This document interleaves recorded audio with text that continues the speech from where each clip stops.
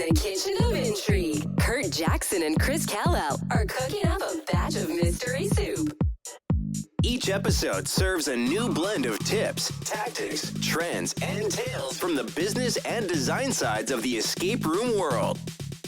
So grab your spoon, because this episode starts in 3, 2, 1. Mystery Soup. Welcome back to Mystery Soup Podcast. This is Curt, and this week we do not have Chris. Chris is sick. So it's just going to be me flying solo with my guest, which I'm very excited about, Matthew Stein. How are you? I'm doing well. Thank you for having me on.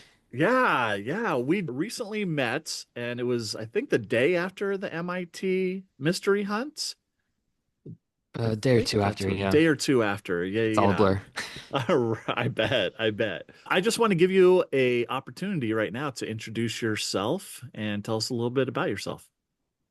Yes. So my name is Matthew. I use he, him pronouns. I am a puzzle designer, former software engineer, violinist, composer, all-around weirdo adventurer.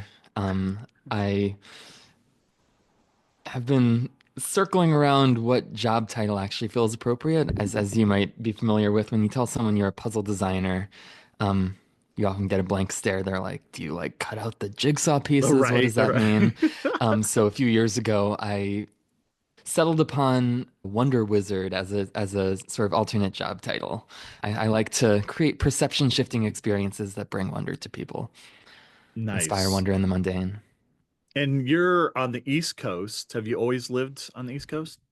So I grew up on the East Coast, lived out in San Francisco for a few years after college, and have been based in New York for the past couple of years. But I'm actually just about to embark on some international travels for most of this year. I'll be in Europe for a bit, hiding out in Mexico for a bit, and then in Japan later this year as well. What? Where in San Francisco did you live? Did you live in San Francisco? Yeah, I was in San Francisco itself for about 3 of those years, right in Hayes Valley, 2 blocks from Alamo Square. Love that area. Yeah. And then in Oakland for a bit. In Oakland? Okay. I lived in Tiburon for nice. About, I want to say 8 years. And so familiar with the area. I've had many wonderful adventures on Angel Island, so yeah. I worked for the Parks and Recreation there, and so ran camps in Angel Islands, and it's beautiful. You are a violinist. Let's talk about that. There's a slew of things I want to talk about with you. You're a very interesting person, and that's why I wanted to have you on the podcast. So your music, what type of music do you play? Yeah, so I studied classical violin and viola all growing up. I was a very serious, somewhat pretentiously elitist classical musician through high school. By the time I got to college, I realized something was missing. I ended up studying, I double majored in computer science and music in university. And the approach to music I was taking up to that point was fun, like it was very achievement based. I would master a certain concerto, learn some new skills, move on to the next one. Like school in general, there was something very satisfying to me, easy to grok about that approach. But the core of the music was missing. I was playing music at people more than with people. So I found my way into folk music early on in college. I play a lot of klezmer and Eastern European folk music in particular, but also Appalachian old-time, Celtic, Irish music. Oftentimes slightly more chamber, like sit-down chamber concert versions, but still music for dancing. I also studied experimental music and composition in college, so I do a bit of that as well. But yeah, I've gone through many different groups over the years. I've had Balkan bands, chamber orchestras, whatnot. My main group right now is a trio called Bemala, which means little tree in Yiddish, or sapling. And that's with a cellist and an accordionist. They're both based back in California, so an excuse to visit the Bay a few times a year. We have a new album coming out in a few months, which I'm really excited about. We recorded it early last year and Nice. been slow editing, but finally should be released within the next month or two. That's awesome. You said it's Yiddish, the name of the Yes. band. I went onto your site. I watched a couple of your videos and I got Fiddler of the Roof vibes with the Yes. music. Certainly some of that. And then there's a mix of other Eastern European Jewish or non-Jewish folk musics as well. We've been focusing especially on Polish folk music the past few years, Huh. but Romanian, Ukrainian, Hungarian as well. Yeah. Wow. Um, and what I love about this style of music, which is also what I love about puzzles and creating experiences that connect people in meaningful ways, is it is really about the people. Like we're learning tunes, their notes, there's a technique of it, but ultimately a lot of learning this music is, well, it's an oral music tradition. You're not learning from notes on the page. You're listening to recordings. You're listening to people play in a field in a random folk music camp in the middle of nowhere. Folk music is really about the people. It's about transmitting tunes and dances and regional styles, person to person, generation to generation. Yeah. And it's a really deep culture crossing way of sharing our humanity. When did you start playing? When did you start learning? Yeah, not especially early. I think I started playing piano in third grade, violin in fourth grade. Okay. My mom's a Okay. musician as well. She's a Ah, pianist. so Yeah. did you? I'm always curious. Like I took piano lessons for 3 months and I was like, not for me. But when you started, were you like, oh, I'm down for this? Or was your mom like, keep practicing, you're not gonna quit kind of thing? Or did you just take to it right I'm away? with music and almost all of my other creative pursuits growing up, I'm incredibly fortunate that my parents were unconditionally supportive while also not pushing me more than I was ready for at the time. Hmm. I was very into music as a kid, but didn't necessarily have the discipline, either internally or externally, to Yeah, actually know how to practice effectively. So I only really got serious about violin, I would say, by early high school. I really, was decent really until then, and interesting. then it really picked up. And do you love it? I mean, was there a time Oh where you're yeah. like, I love doing this, but then you're like, well, now it just feels like a chore? I often tell people I try and pursue music as professionally as I can without ever relying on it for money. Because if I did, Yeah, that would start to feel like that. I would have to take gigs or teaching or whatnot that was solely motivated by the money. And in that case, I that's think I fair. might start to feel like it's work, but it's purely just passion for me That's and the way I'm awesome. approaching it now. Yeah. And of course, there's We plenty of hard work that goes into it as well, but Right, right. it's almost exclusively driven by that passion. So I've kept it pure. Nice. The other aspect of music for me, which I think is one of the other points of connection between music and puzzles, is it really is magic, or it can be magic. Like the ability to instantly connect with another human being through just a few notes is truly incredible. One of the my favorite examples of that comes to mind was a handful of years ago when I was still living back in the Bay. Got a gig playing at some winter market, dead of winter. It was freezing outside. I was honestly sort of miserable. Like there were people just passing by, half paying attention, and I could barely feel my fingers. I was like, why did I agree to do this? Why didn't I bring fingerless gloves? Questioning all of my life choices. And then I noticed this woman has been standing in the corner listening for a while, and we chat to her after finishing a tune, and she mentions that she's Armenian, and I'm like, oh, I know this Armenian tune. And I knew exactly that. One Armenian tune. Right. But within 10 seconds of playing this tune, this woman just starts sobbing. And we talked to her afterwards, and this was the tune she grew up with. And obviously there has been a difficult political situation over there, and uh, harkening back to childhood memories through this like Right. really pure form of musical connection, playing for older individuals with dementia who a tune can bring back Yeah. words to a song they knew as a child or incredible memories that their family thought was long lost. It really is one of the purest forms of magic to me. Yeah. Yeah. Speaking of which, have you ever enhanced the magic of an escape room with a soundtrack? So not directly. I've made a good handful of musical puzzles where I'm using music in a puzzle in some form. Mm-hmm. My approach to music hasn't, to date at least, included very much scoring, whether Yeah. of films or live performances or escape rooms. But I do very much appreciate and pay extra attention to escape rooms which have original soundtracks, which really do sound design well. I'm actually working on an article right now for Roomscape Artist, which we'll get to that later as well, I'm sure. Um, Working on an article about original soundtracks in escape rooms and compiling Okay. what will be a living list of escape rooms which not only have original music, original soundtracks, but which have actually released their soundtracks, just like a movie score might release a full Really? album of their music. Yeah. There are not too many, but there are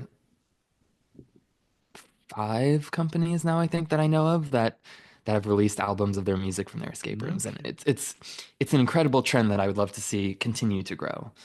So we're going to be changing out all these rooms over the next few years. And if I wanted to have an original soundtrack, what would be the best way to do that? Like, who do you go to for that? I think the approach of having original soundtracks goes hand in hand with other theatrical elements in a room. So having more dynamic lighting and audio Sure. feedback and moving components throughout the space. It's not that interesting or effective if you have a beautiful original score that you got a composer to make for you, and then you just press play and leave it at that. That's not really doing much for anyone. Right. Um, but if you're treating it as you would be live mixing a theatrical performance, where the music blends into new scenes and you've really blocked it out that different songs, different effects are mapped to different parts of different scenes, even through players' movement throughout a space, it becomes something maybe closer to video game scoring, somewhere between video game and, like I said, theatrical scoring. Yeah. But to answer your question, there's so many composers out there. I think finding people who have done work for video games, who have done work with local theaters, could be Okay. a good starting point. I'm a big advocate for escape rooms, recognizing that when you're creating an escape room, it's an incredibly multidisciplinary creative endeavor. Like in any other field, you wouldn't expect someone to be a builder and an actor and a director and a lighting designer and Mm-hmm. the many dozens of different creative skills that are required for an escape room. And so many people try and do it all themselves Yeah. or sort of overly outsource components. But there's so many local resources in almost any market. Certainly in Providence, near any major city, you have students who are learning Mm-hmm. all these skills who are, I don't want to say cheap labor, but happy to happy to uh, Build develop their their skills portfolio. and work for build a portfolio. Exactly. Yeah. I've seen some really incredible escape rooms that have pulled on their local resources, local universities, students, seeing what theater is doing, seeing what local businesses are doing, and finding really meaningful partnerships to level up. Yeah. It building an escape room is not cheap. And trying to, since there's not much throughput when you're owning an escape room, it's hard to make the money back for that room. And so hiring professionals to do a score, to do lighting, to do set design, to do puzzle creation, that type of thing is just, it's really kind of out of the scope of most budgets. But yeah, I guess going to university, I mean, even one that has a theater program for somebody who knows lighting and that type of thing, that's something to look into. And I've seen some cool escape rooms that came from university collaborations. I know CU Adventures in Champaign-Urbana Mhm. had a pop-up escape room that was in collaboration with the theater department at their local university. And then they just turned it into a permanent installation and sort of made it their own. You have so many students who are working in non-creative roles at local escape rooms, and so many of them have incredible creative skills that they would be able to lend. Professors as well, like there are plenty of professors who are in academia and love excuses to in their local community apply their research or skill sets to other creative outlets. Yeah, yeah, no, that's true. That's true. All right, let's jump track a little bit. And you're very much into letterboxing, correct? Yes. Yes. How many do you think you have found? Well, let's say what letterboxing is first, maybe. That would I be great. suspect Yeah. I suspect many people don't know. I love that we're jumping around all the non-puzzle things before diving into the core Right. stream. Right. So, letterboxing is a real-life treasure hunting hobby where you follow clues, which can range from straightforward directions to intricate puzzles, to find real-life treasure, to find usually waterproof plastic boxes hidden out in the world. Each box contains a hand-carved rubber stamp and a logbook. And when you go searching for a letterbox, you bring with you your own personal logbook and your own personal stamp. So you then stamp an image of the box's stamp into your own logbook, giving you a collection of all this amazing art that people have made out in the world. And you also stamp your own personal signature stamp into the box's logbook. And you can see a collection of everyone who's found that box. And then, of course, you rehide everything as you found it. You never take anything from the box, so that next person who comes along can also find that adventure. Letterboxing actually started in the 1850s in England. Took over 100 years to take off there, and then by the 1970s, jumped from there being a couple dozen to a few thousand letterboxes in England, and then came over to the US in the late 1990s. Pre-geocaching. I often describe it as the artsier pre-internet precursor to geocaching. I personally found letterboxing when I was 12 years old. I was already into puzzles. I was already into treasure hunting. Hmm. At that point, I was a very indoorsy kid. I loved doing crafts and reading books and didn't really have anything actively getting me outside regularly. And along comes treasure hunting hobby, and it became one of my favorite activities to do with my dad, especially growing up. So every weekend, even school nights, we would rush out to find new letterboxes. I was really fortunate to grow up in a community in eastern Pennsylvania that was utterly saturated with puzzle letterboxes.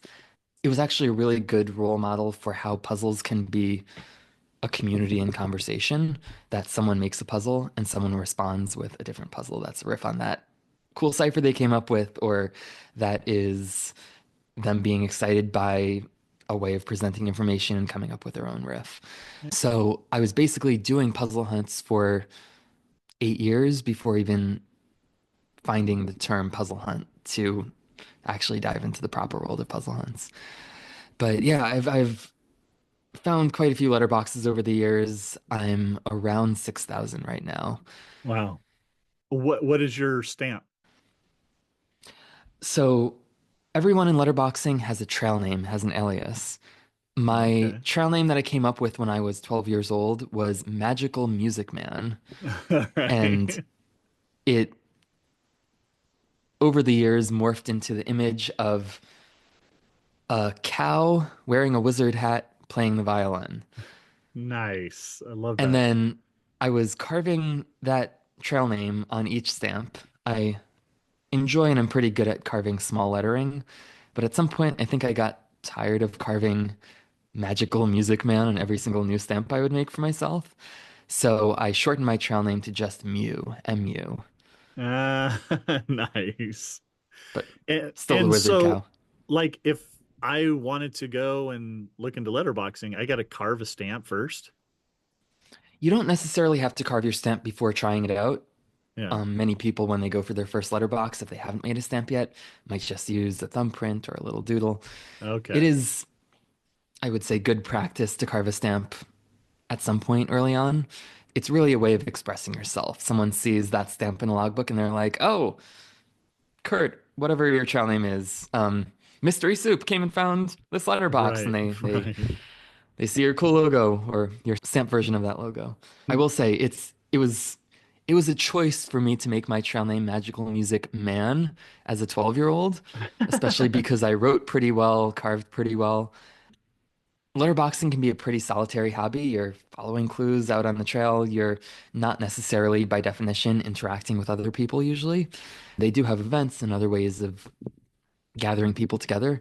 But the first time I showed up at an event, people were like, Magical Music Man is here. And they thought it was my dad. And I was like, no, it's me. Oh, that's And funny. my voice was actually, I You was were gonna say Mickey my voice Mouse all of was a not quite that sudden? What squeaky happened? at 12, but Okay. my my as a 12-year-old, my caricature of a 12-year-old was shocking to everyone around me. Interesting. So that's I grew interesting. into it. And in this, I assume now, maybe not when you were 12, but everything's like on the internet. Like if I wanted to look for a letterbox, are they listed Yes. on a certain website, that kind of thing? Yeah, so even when I was 12, even 2 plus decades ago, I um would go to this website, atlasquest.com, and you Okay. can search by location. Unlike geocaching, it doesn't give the exact location for the letterbox. So it's not going to give you the Ah, GPS coordinates of where the thing is located. You'll right. have to actually Hunt. read the clue and figure out where the trailhead is. And Gotcha. if you're trying to find multiple letterboxes in a day, it's a good idea to read through the clues in advance, map out your route, figure out where things might be Okay. roughly. Yeah. Oh, But that's that's part cool. of what I really love about it. It has a much more of a focus on the journey rather than just a destination. If you're Hmm. finding a geocache, oftentimes it says where to go, and of course you'll have some adventures getting there, but you're not really told how to get there. Whereas if I have 5 different letter boxes leading me down the same trail, hidden by 5 different people, I'm having 5 different journeys, 5 different perspectives, how those 5 different people see the world. One person is giving straightforward directions, one is Words. giving a very minimalist, go to the trail until you get to the intersection. One is pointing out cool landmarks they see on the side of the trail. One is making an intricate puzzle. One is describing things. The river you cross over is actually cross over the moat. The treehouse is a watchtower off in the Okay. trees. Like it's a really cool way to see how people view the world. So what's the most amazing one that you have come Oh across? my gosh, that is a long Oh, list. or pick one. Can I pick two? Sure. And Pick then you two. pick one. We'll be here forever. So the first one that comes to mind is was called Prescription Contraption. The clue is in the form of a doctor's note and instructed you to bring 2 9-volt batteries and some wires and at least Oh, 2 people. And it took you to this long wooden bridge in a little park behind an doctor's office complex. And the clue basically just said, find the ones that are different than the others, figure out what stands out. There was this great aha moment when we realized the wooden boards on this bridge were all held down by metal bolts, and they all looked the same, except 2 of them were just closer to each other than all the others. I very sneakily attached these batteries to the 2 bolts. I have my dad down below the bridge. A few moments later, I hear him shout, Matthew, there's something coming down. And the box descends a few hundred feet down on a string, what? just in That's midair, and then, of awesome. course, reverse the circuit to send it back up. My actual favorite Wow. one, which is cheating because it's more than one letterbox, it was a series of letterboxes up in the Catskills that was themed around different folkloric and mythological creatures. Okay. And the entire clue was presented as a beautiful PDF, hand illustrated as an explorer's Wow. journal. And there was a different simple puzzle for each creature, and they were like bestiary entries. So That is awesome. each one, you solved the puzzle, found your way. It was hidden as that creature might be hidden, and then this project was actually a collaboration amongst over a dozen letterboxers all around the country. Some of the top carvers, top top fabricators, Oh. top puzzle makers, and the stamps were incredible. The clues were incredible. It was on this gorgeous mossy green trail with a waterfall at the end. What? But maybe the Wow. most memorable part was actually the boxes themselves, were each enclosures for those creatures. So the Hobbit was in a miniature hobbit house embedded in the hillside with So tiny furniture and a hidden wow. compartment underneath the floorboards. The angry pixie, there was a paper mache hornet's nest, and you had to stick your hand up into it and retrieve a little pouch. The stone goblin, they made a little stone house embedded into a rock wall that amongst this existing Are you beautiful rock wall off kidding? the trail. You open the little door and there's a little stone goblin inside. There was a puzzle box. There was a puzzle trick opening birdhouse. Like absolutely Wow. incredible. And each stop was its own experience. Now So that is magical. utterly unforgettable. Truly magical. Yeah. Wow. And you put your own together, right? You put your own Yes. letterboxes. So what is your favorite? The one you're most proud of? Yes. I do have a single answer for this one. Okay. My favorite is actually not an outdoor adventure, but an indoor letterbox. Sometimes letterboxes can be indoors, can be in urban settings as well. Okay. As I mentioned, letterboxing has its origins in Dartmoor, England. And while living in San Francisco, I went into this amazing gin bar, which I think is at least temporarily closed right now, called Whitechapel. It's themed like this London steampunky underground setting, Cool. and all the cocktails were also themed around different British things. And my jaw dropped when I saw on their menu they had a cocktail listed with the name the Dartmoor Letterbox. And I reached out to the bar Interesting. afterwards and asked, like, hey, do you know what letterboxing actually is? Do you think we could maybe make a letterbox out of this? And they very enthusiastically responded, yes. So I eventually made a box that was a miniature replica of the enclosure of the very first letterbox in Dartmoor. And Dartmoor has, so pre-internet, no clues online, they Right. had this interesting thing called the 100 Club, where you had to have found at least 100 letterboxes just on your own before you could get access to a physical clue booklet that they would release. Wow. And that's still going to my knowledge today. It's So no to get this joke. Wow. letterbox, you had to go into this bar, order a Dartmoor letterbox, the cocktail, and then also mention that you're a member of the 100 Club, and then they would give you this physical Oh, how letterbox. cool. How Yeah. cool. But sadly, no longer active. The bar is, I think, only open for private events these days, so Oh, wow. nothing lasts forever. Interesting. Right. Hey, did you ever go to like camp as a kid? Summer camp? Yeah, yeah. Did you? Lots of arts, creative camps growing up. Interesting. Were you in scouts at all? No, I think I would have enjoyed it, but Yeah. just never found my way into it. Um, Yeah. I Okay. was part of a group in the Bay Area called the Explorers Guild, which is almost like adult scouts, but with a layer of alternate reality storytelling and Really? far more whimsical. Yeah, Huh. Oh, that sounds cool. yeah. It was a lot of Let's jump fun. over to the MIT Yes, mystery hunts. yes, Explain what that is. yes. So I'll take a step back and explain what puzzle hunts are first. Okay. A puzzle hunt is the thing I'm asked to explain most frequently and the thing that is maybe hardest to explain because puzzle hunts, as the name suggests, consist of puzzles. But Puzzles. Yeah. what are those puzzles? They can really be anything. They can take any form, they can last any amount of time. Um, But a never a puzzle can jigsaw be puzzle. they can even have jigsaw elements. They can have Okay. recognizable puzzle elements. They can have pieces you put together. They can be a word puzzle. They can be a logic puzzle, or they can be literally anything. It can be a tray of cupcakes. It can be a massive file of random numbers. It can be Okay. a playlist of cat videos. The unifying feature is that these puzzles typically don't come with instructions and they have lots of layers. So you're not told, do this thing. You're presented with some data, with some object, and asked, what do you think you do with this? You're not left with nothing. That was a weird way of phrasing that. You're given you're not left with nothing. How many negatives can I fit into a sentence? Um, you're often given some sort of starting point. So Yeah. oftentimes these puzzles have what's called flavor text, which can be a line setting up the puzzle that includes some keywords that maybe give you a sense of where to start.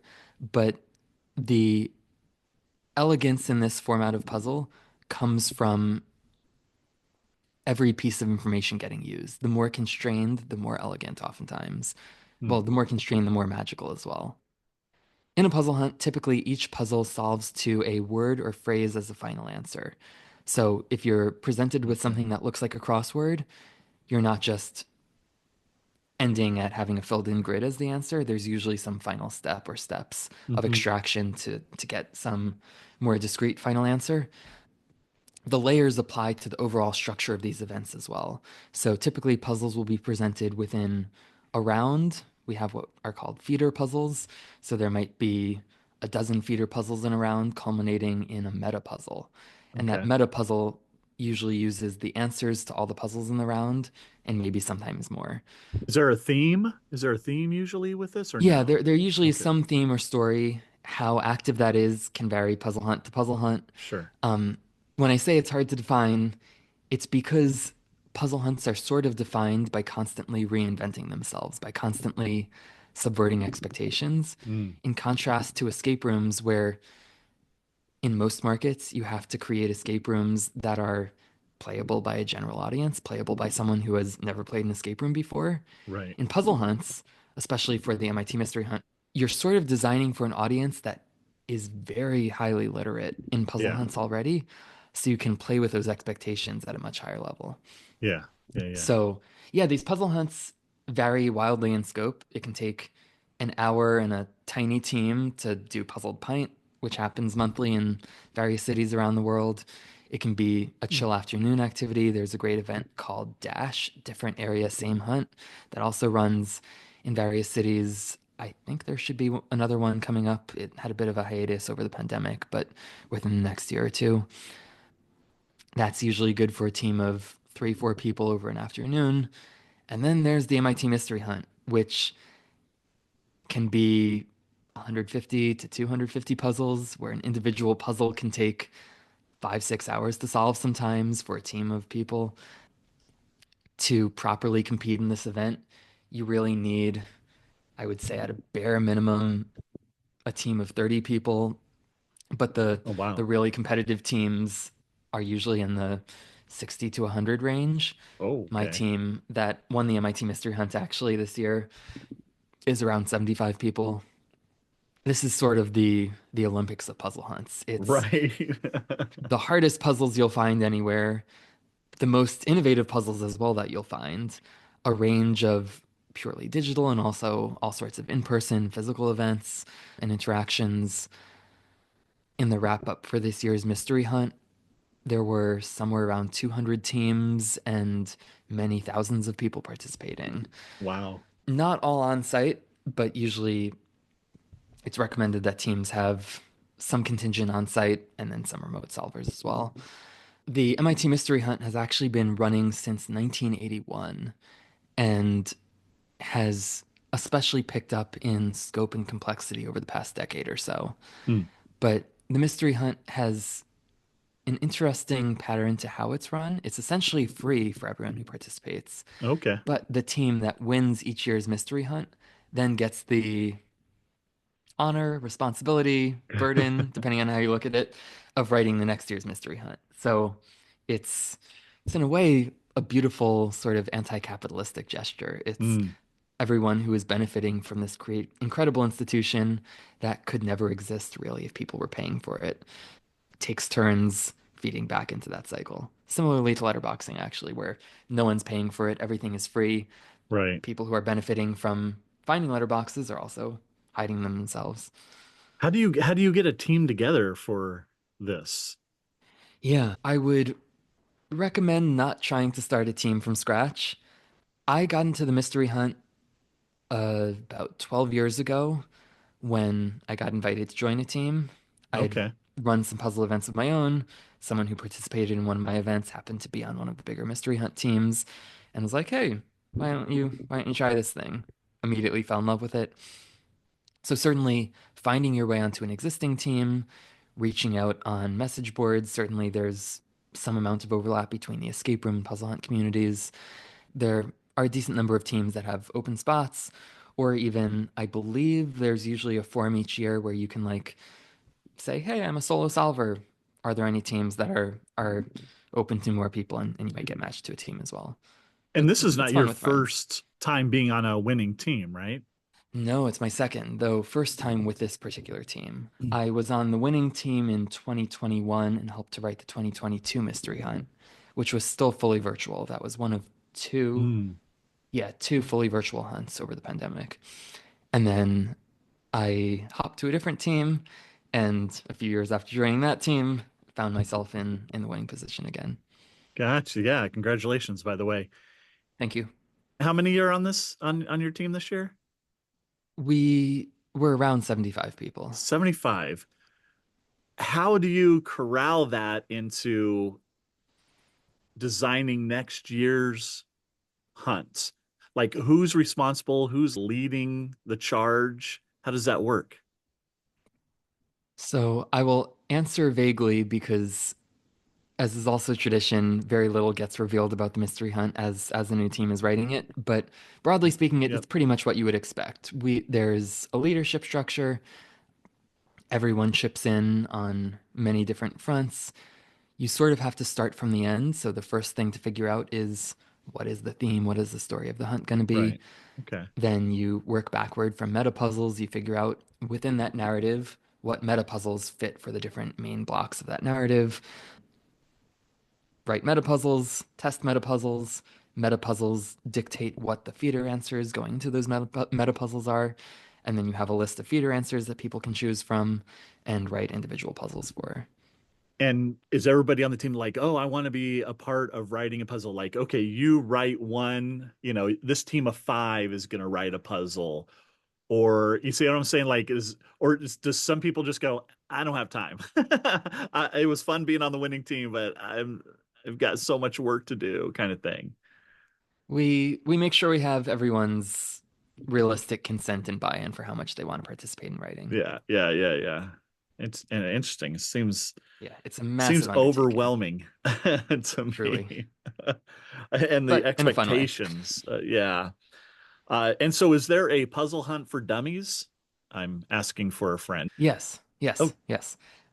So the top beginner-friendly puzzle hunt I would recommend is actually created by Boxeroo in Boston. It is really? called Colby's Curious Cook-Off. They made this delightful online free pay what you want puzzle hunt over the pandemic, and it's far and beyond my go-to recommendation for anyone looking to get into puzzle hunts. Highly Nice. polished, really approachable while still embodying the joy and unique character of what makes puzzle hunts special. And Cool. it's Yeah, I'm themed definitely around gonna little check that little out. kid training for a cooking competition, so absolutely adorable. Nice. So when it comes to the whole, like any puzzle hunt, what's the key? Is there a key to coming out on top? That's an interesting question. You can approach that from two angles. If you are trying to win, there of course are strategies around getting together the best team, getting really strong Hmm. puzzlers together who have complementary skill sets, who communicate well with each other, who oftentimes have just superhuman abilities. Like for the mystery hunt, um, you need to have people who are proficient coders and who know organic chemistry and who know high level Okay. math. And there was one puzzle this year that referenced different countries' flags. And I started doing that puzzle, just like looking up what colors the flags were. And someone from my team came over and was like, oh, actually, I know all the flags. And I'm like the ones in this puzzle. And he's like, no, I know all of them. Just people who've absolute sponges for Right. wide range of knowledge. And I'd say there's a parallel to in an escape room. Everyone needs to communicate well. You need to have if everyone thinks the exact same way, you'll Hmm. be no better than that one person magnified a few times. Whereas if you Right. have a team that really complements each other in their skill sets, you'll be much greater than the sum of your parts as a team. Of course, in Okay. puzzle hunts, it's just orders of magnitude harder than just about any escape room out there. The flip side to that question is I would say there are many puzzle hunts where the point is not being fast and where the joy of it comes from just solving puzzles with people. It's an enjoyable social activity, and oftentimes leaderboards and timing and any sorts of structures that incentivize people to speed through are actually actively diminishing your enjoyment of they're Yeah. encouraging you to take shortcuts and to not fully solve puzzles rather than enjoy the solutions, enjoy the process, the journey for what it is. And I would I say again the same thing, the same case words. The same thing is the case for escape rooms, where right. if you have leaderboards, you're encouraging people to speed through your game. Hmm. And if you have a bunch of cool puzzles and are trying to tell a story, the point probably is not speed. It's giving people a compelling immersive narrative experience that has creative puzzles. Yeah, no. I agree. Yeah, I see some teams that just speed through it and I'm like, are you enjoying this or but yeah, no, Yeah. I hear you. And that's why we don't have leaderboards here. We did in Kissimmee when Mm. Tina had a escape room business down there, and people would come out of a room and be all excited. Yeah, we beat it, we won, and we had 10 minutes left. That's awesome. Then they look at the leaderboard, and that's not even hitting the top 10. And they're like, oh, I guess we're not that good. And you just came off this high, and then you look at this leaderboard and you're all bummed out. So we're not doing leaderboards. Yeah. I mean, I've played close to 700 escape rooms now, Hmm. and to enthusiasts, that's like, yeah, it's a decent number. Yeah. To normal people, obviously, they're like, "What? You must be so good at escape rooms." Um, and I feel like that comment is sort of missing the point. It's not about being good at escape rooms. Escape rooms are not a skill I'm trying to increase. If it Right. were just a skill that I was trying to build up, then I would have gotten as good as I was going to get after probably 50, 100 escape rooms and move on to something else. Hmm. It's about having unique, memorable, meaningful experiences, creative ways of spending time with my friends. And Mm. that's what keeps driving me to travel and experience creative escape rooms out there. Yeah. Yeah. No, well said.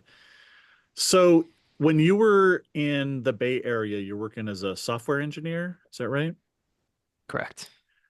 And you no longer do that. What do you do now? What's your career right now? So, yeah, out of college in my early 20s, I was working at Google as a software engineer for a few years. Hmm. As I mentioned, I was a computer science and music double major in college. I have always been operating at the intersections of multiple interests and disciplines.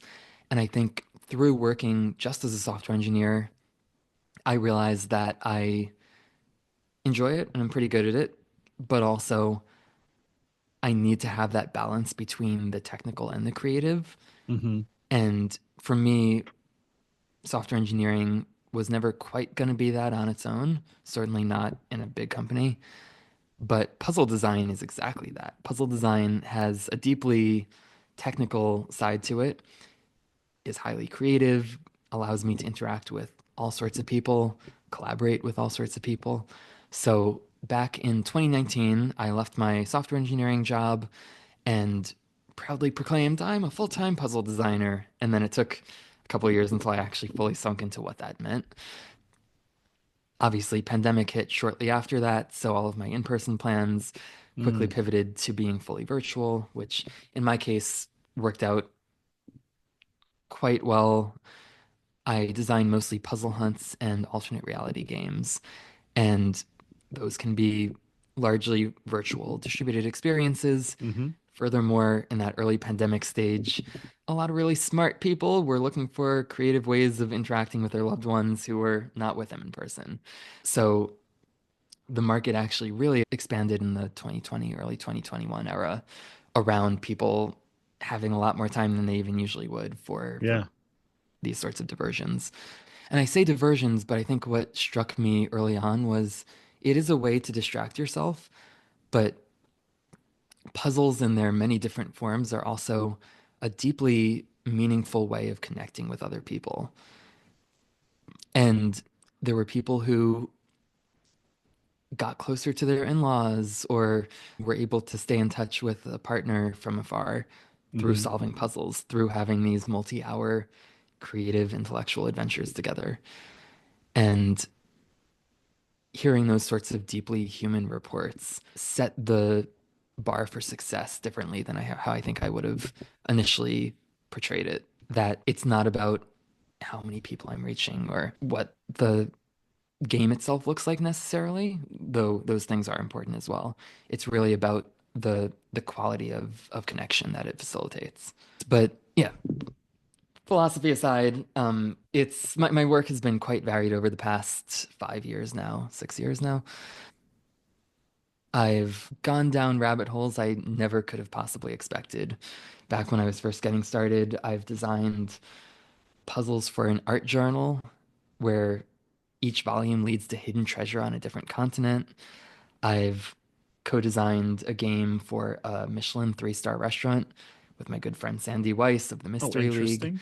um, Huh.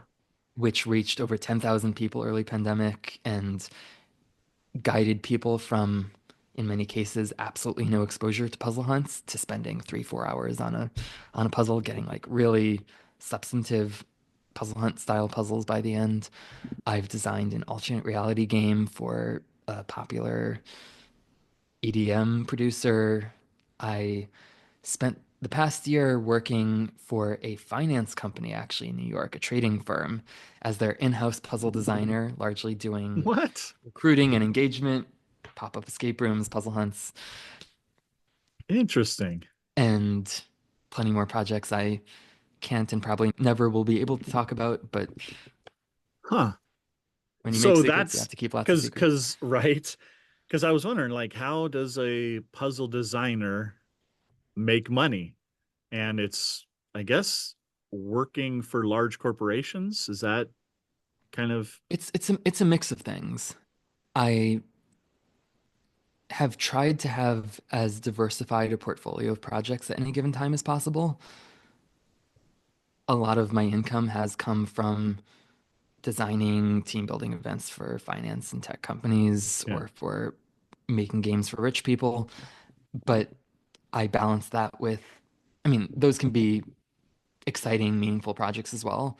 Hmm. But I try to balance that with projects that maybe don't pay as much, but are creating a special moment for someone's surprise proposal or Sure.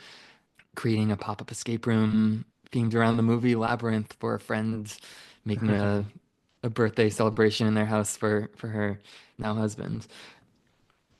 Small projects that don't reach a wide audience, but have a really specific targeted effect. Yeah.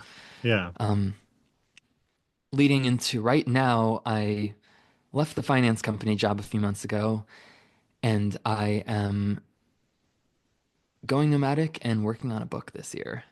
Okay. A book on. I'm I'm well, I said a book, but I'm working on two books. I'm stupid. Don't recommend. Highly do not try this at home. I'm working on one book, which is about North American letterboxing, sort of a Okay. history, ethnography series of adventure stories about letterboxing, which is sort of shaping up to be a case study in how to find and cultivate wonder and adventure in the mundane. It's how do we create these hyper-localized communities and go on adventures and see the world in a new way together. Oh, I like Then that. the other book is puzzle design theory. It's looking at puzzles as experience design and getting into the aesthetics and elegance and mechanics of how do we, it's not how to design any particular type of puzzle. So it's not how to design great crosswords or how to make a Sudoku or history Hmm. of ARGs. It's sort of looking across the spectrum of different types of puzzle experiences and establishing a lot of theory that I haven't really seen exist, or at least not consolidated in a useful place, that it's really hard to write good puzzles. I've been doing it for a long time. It's still really hard and I'm still learning new things. And I think there are so many people out there who don't necessarily have the language or frameworks to think about how to critique what makes a good or a bad puzzle, or what makes a more effective puzzle or a more elegant puzzle relative to its target audience. And I think would really benefit from having more of those frameworks expressed. So that one is a particularly hard piece of theory to put together, but I'm Right. I'm thinking excited to share more of that with people soon. who is that book for? Who would be getting that book? There's a clear target audience of I'm hoping it'll be a useful resource in game design programs and people trying to make their own escape rooms and people trying to push the limits of puzzle hunts, sort of give Okay. a shared language and theory for how we can talk about puzzle elegance and how we can create more meaningful layered puzzle experiences. But then there's sort of an unexpected audience as well, because past the point, I'm not really talking just about puzzles. I'm talking about a category of experiences that emerges from puzzles that are perception shifting experiences, that are experiences that are precisely targeted around certain types of aha moments.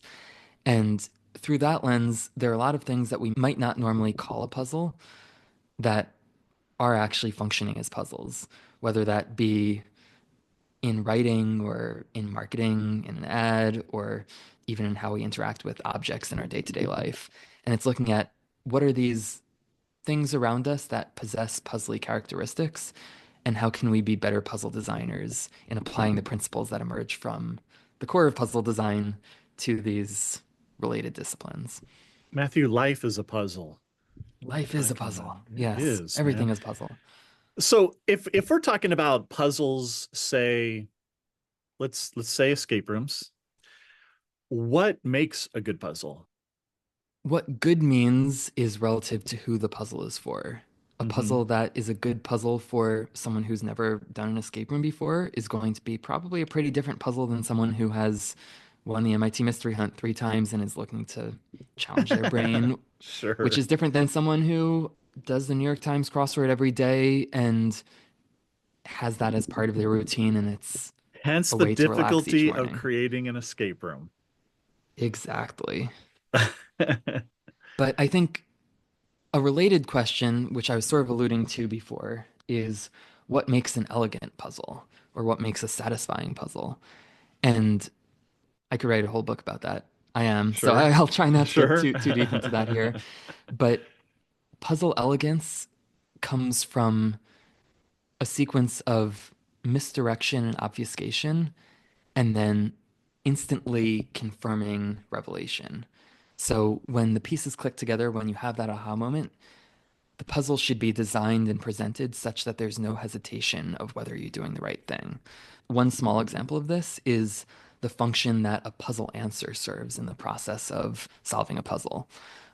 If we think of a puzzle answer as the flag at the end that marks that you've gotten to the end of that journey that is the puzzle, then an elegant puzzle answer should be implicitly self-confirming. Once you get that answer, you already have that satisfaction.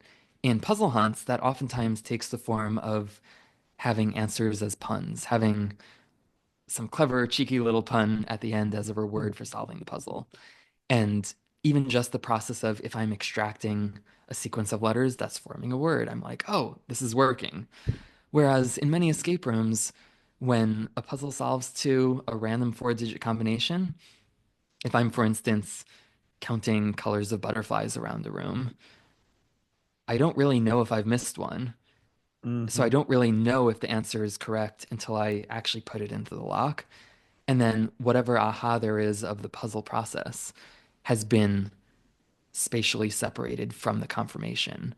So the puzzle aha and the confirmation aha are too far apart to like land as this like one big Hmm. multi multi-sensory moment of revelation.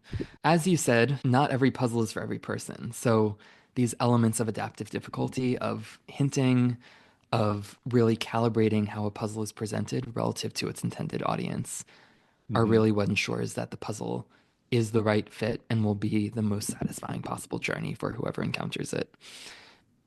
But of course, there are things you can do within the core puzzle structure itself. I don't get people who intentionally throw red herrings into their games. Mm. Ugh. I'm very much of the opinion that everything should be used. Right. Anything that is unconstrained in the environment should either be part of a puzzle or not make a pattern but not be used. Like if you're setting me up to notice a pattern, that pattern should be intentional. Right. And in puzzle hunts, this often takes the form of literally every piece of information being presented is used in the puzzle. In escape rooms, of course, you have an Okay. immersive environment where not every single object in the room is going to be used. And I don't think it has to be, but at least make sure that the signposting and how you're directing your players' attention is very intentionally thought through. Yeah, yeah. No, I agree. So you've designed full games, right? Pop-up escape rooms, that type of thing.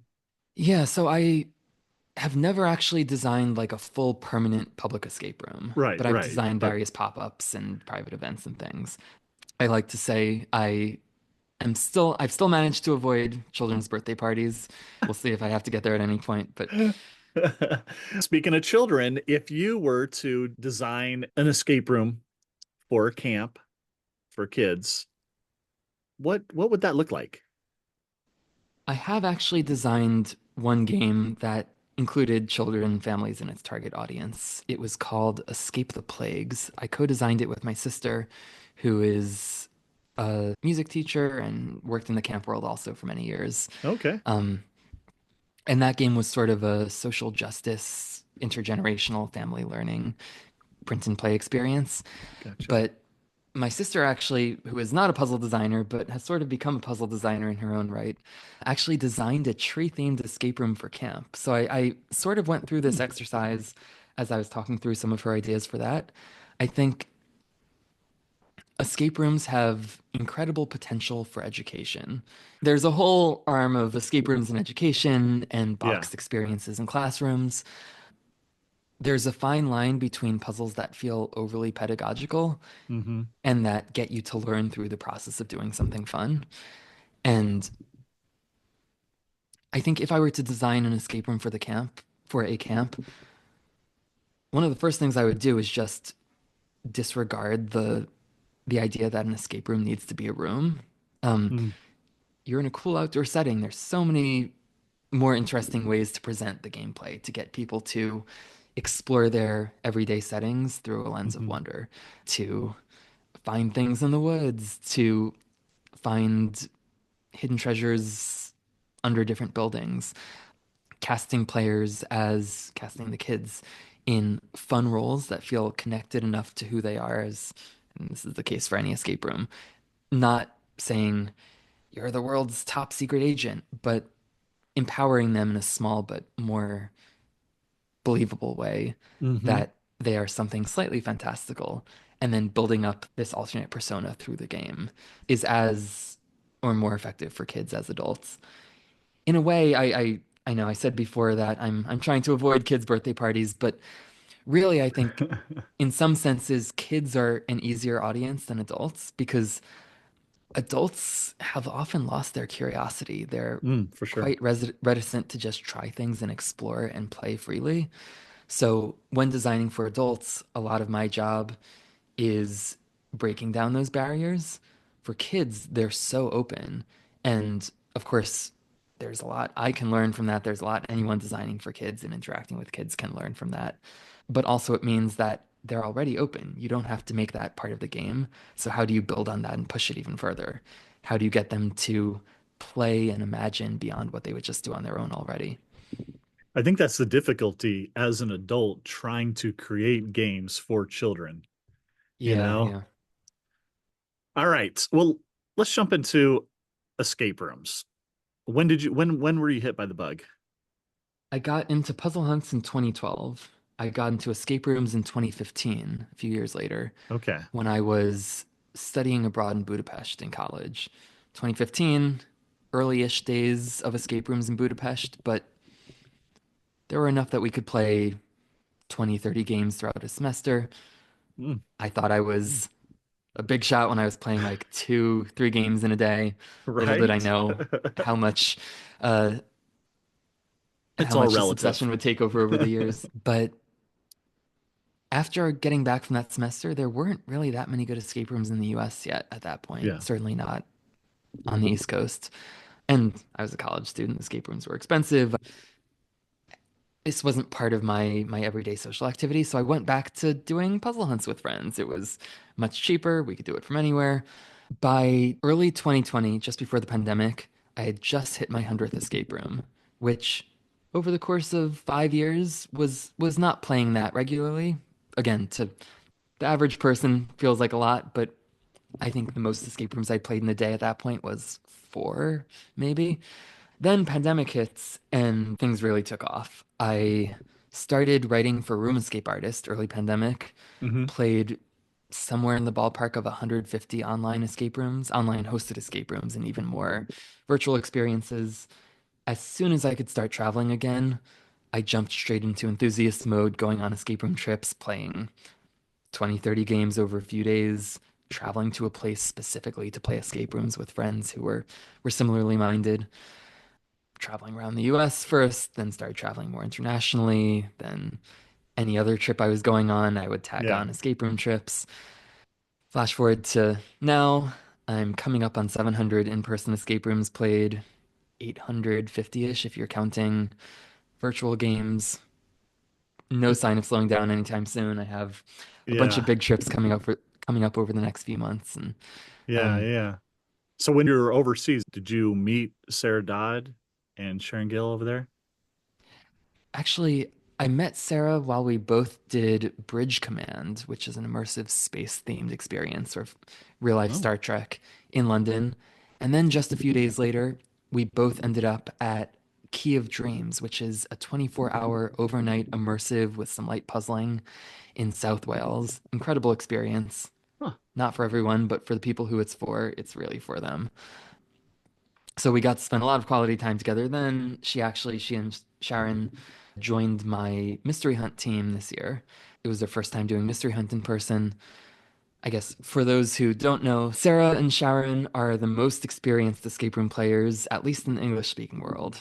They've played over 3,000 escape rooms, and altogether, every single escape room that they've played as a couple, which is absolutely incredible. Yeah, They were telling me for the other sure. day they've played some escape rooms without the other person, only if they've already played the room together.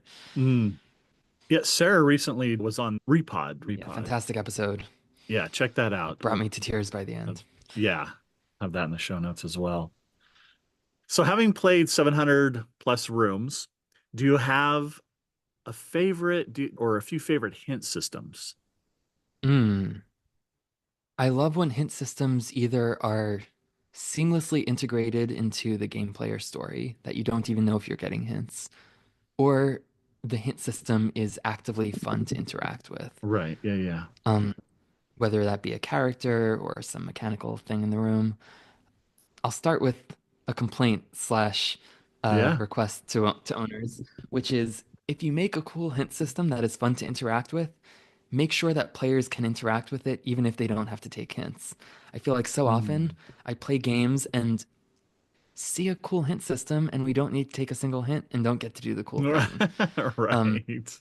so like don't gate your cool stuff behind failure. Make it so that that's not just a hint system, but rather part of the gameplay itself. Right. I think one of my favorite examples of a game that does that really well is The Tale of the Heartless Pirate at Dream Labs in Germany.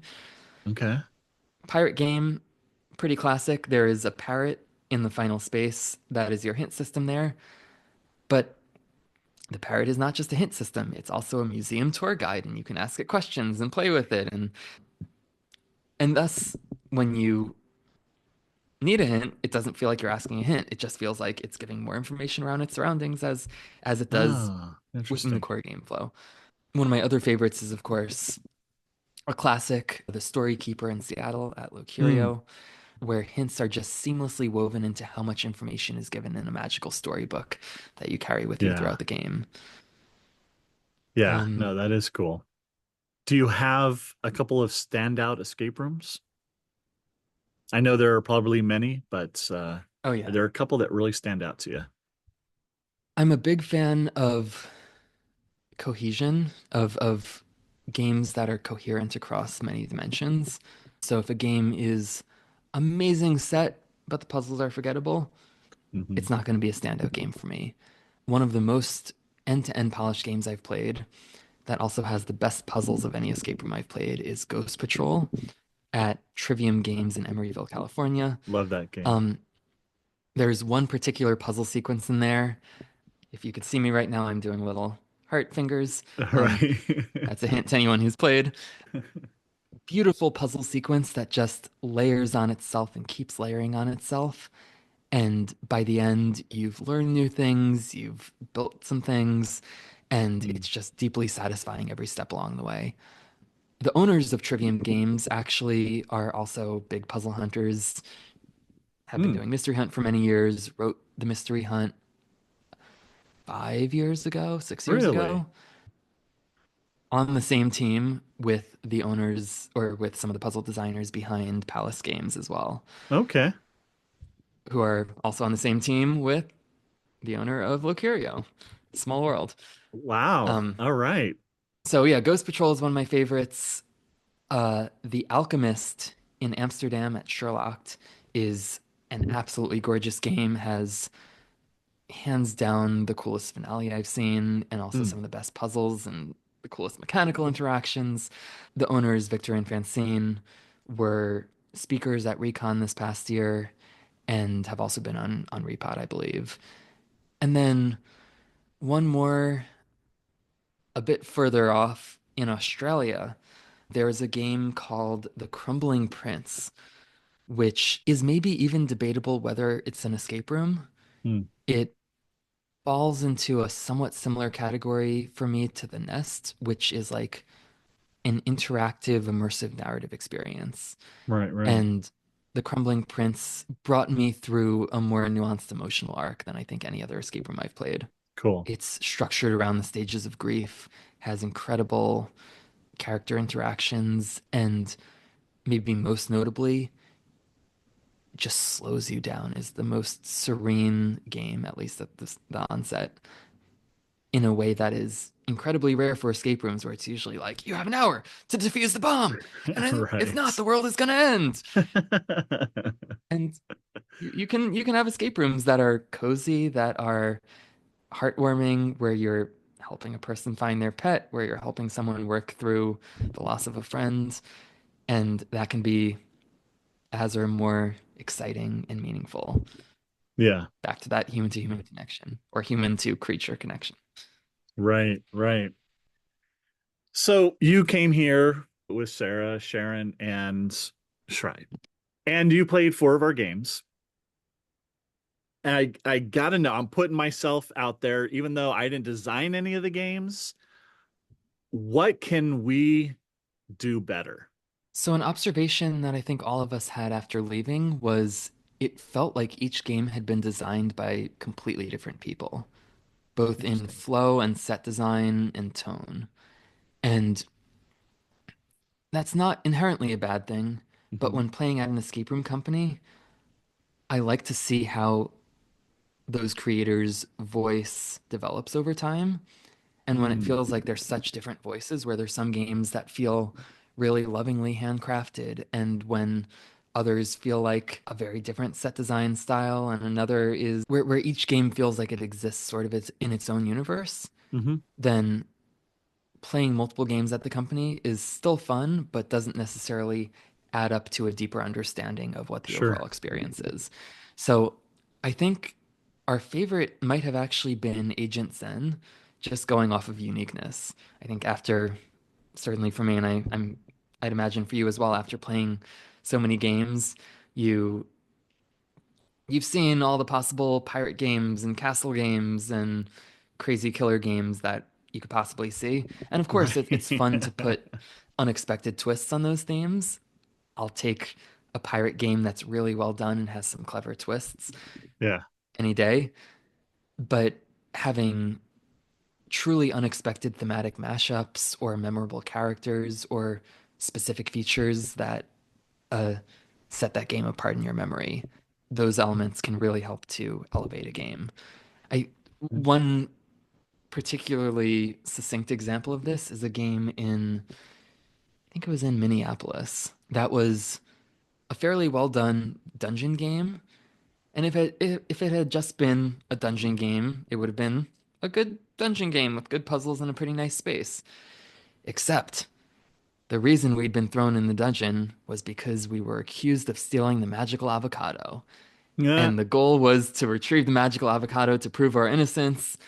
And they had so much lore about this avocado and how it had like sustained humanity for centuries, and thus it became the avocado dungeon game. Like just a little thing, little creative twist like that can instantly set a game apart.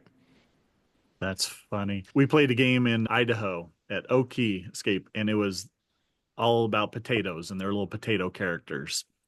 It was so cute. Yeah, I love also when games tie into their local settings. Like Yeah, escape rooms are really escapist experiences. They're ways of being transported somewhere else, but that somewhere else can be still tied to what's special about your local area. It can take you to a wondrous version of something that is actually geographically specific to you.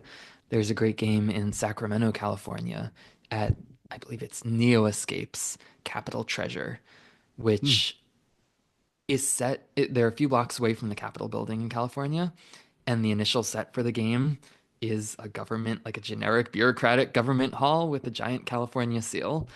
And what's special about that game is how mundane it starts, and then how much wonder they're able to extract from what seems like a normal setting that doesn't even look like an escape room at all. No interesting. obvious boxes, no obvious locks, nothing that looks like a puzzle. And then layer by layer, you peel back special ways of interacting with the space. Huh. So let me ask you, the four of you blew through our games, each of them around a half an hour, where most people it takes 50 minutes. Some don't even finish. Is it possible to create a game that is a one size fits all? Or is that just not in the realm? Like you really need to design for uh more of the inexperienced players as far as a business goes. Yeah, so when you say one size fits all, I think a game that is fun for experienced players and inexperienced players already is sort of serving that function, and experienced players are used to being faster. There definitely are ways to close that gap in time between the fastest group and the slowest group. There are ways to experiment with dynamic difficulty to change difficulty of specific puzzles or add in more puzzles as the game goes along, or change what types of cluing or hinting you're giving. I will say that, again, can be quite a slippery slope because many puzzle makers think that making a puzzle more difficult by just giving less information Hmm. is an okay approach. And if it's less information, but the puzzle is still fair and solvable, that can be okay. But oftentimes I see people making puzzles that just end up being underclued rather than enjoyably more difficult. I think an escape room adjacent example that helps to look at this is many street games where you're maybe have a box of stuff and you're solving some simple puzzles around. The time difference between an experienced team and an inexperienced team for those can often be pretty close because the puzzles themselves are not that hard. It's about finding things and walking place to place Hmm. and how much you're getting distracted by getting ice cream along the way. And so in that example, the times are a bit closer to each other because, well, being better at puzzles doesn't give you much of an advantage. So if it's just a function of making sure that experienced teams don't finish as quickly, make it so that the things they're good at don't give them an advantage. That said, that can also make those games less fun for those teams. So Hmm. I don't think there is a one size fits all. I do think that there are many adaptive elements that allow what is more or less the same game to flex in different directions for different audiences. I also don't think that you need to necessarily design. You can make interesting things that are still accessible to newer players. Mhm. The impulse to just fall back to really generic themes and really predictable canonical puzzle types is not necessary. Of course, there's a question of how you market more unusual themes, but True, that's true. that's that's a completely different question. So professionally, where do you see yourself in 5 years? What's the future Hmm. hold for Matthew? I hope whatever I'm doing in 5 years is so far beyond the horizon that I couldn't possibly predict it now. I like that. That Yeah. said, I I'm working on 2 books right now. I hope to share that knowledge and be part of interesting conversations. I've been quite behind the curtain the past few years, the past 5 years, really. I've released some work publicly, but probably 80% of the experiences and puzzles I've designed have been just for private audiences, for private clients. So I would love to have a line of games that are directly reaching people. I'm working on a couple tabletop games also right now, Okay. a few other secret projects, and some more treasure hunty stuff that I'm excited to share with folks. Goodness, busy guy. I know, All right. exhausting. Well, I want to put you through our speed round, which we do at the end of our episodes. And so with this, you get one sentence to Ooh, answer. Okay. nice. No expanding. I know that's tough for a lot of people. Yes. What is your favorite nonfiction book? My favorite nonfiction book is also technically my favorite fiction book, which is Gödel Escher Bach, The Eternal Golden Braid. What is a hobby you have that we have not discussed? Ooh, origami. Oh, interesting. Okay. All right. What is your favorite board game? The past few months, the game So Clover has risen to be my favorite, just in that it's incredibly accessible and fun and basically a puzzle generating machine. So, what is your favorite YouTube or TikTok channel if you have one? Yes. There's a great channel called Stuff Made Here, which is basically what I want to be when I grow up. Nice. One more thing. Give us a story, if you have one, of an unusual escape room incident that happened to you or that you witnessed. So, this is not quite an incident, but let's say a coincidence and proud moment. I was reviewing a ton of virtual escape rooms and virtual immersive experiences early on in the pandemic and came across this one online immersive theater show with puzzles from Lehigh University in Eastern Pennsylvania. And it was delightful. The puzzles were incredibly well done. And after playing, I reached out to the creator to say, in addition to reviewing, just to congratulate him on putting together such a cool experience. And there was this amazing full circle moment where it turned out he had actually participated in an online puzzle hunt I had put on a couple years Nice. before, got into the world of puzzle hunts through that, started writing his own puzzles, leading him to make the amazing Wow, experience look I'd at made. that. And it was just incredibly heartwarming and Right? just, yeah.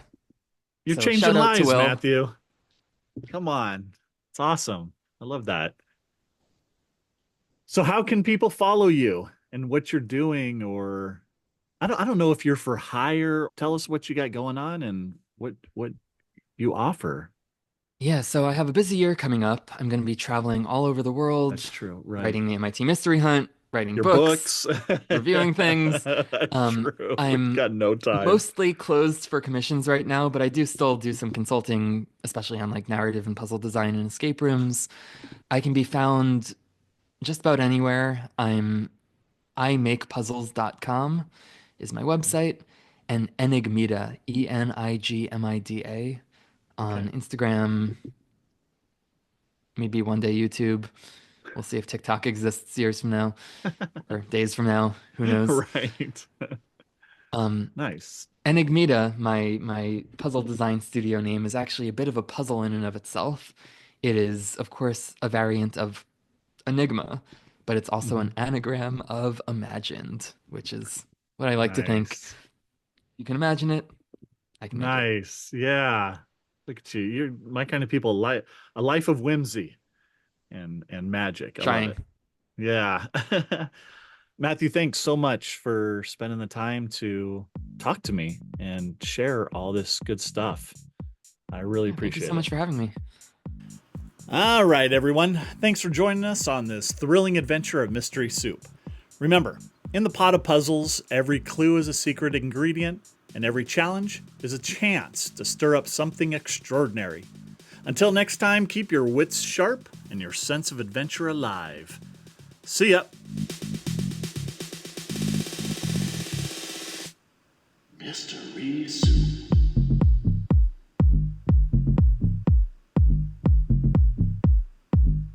Mystery Soup.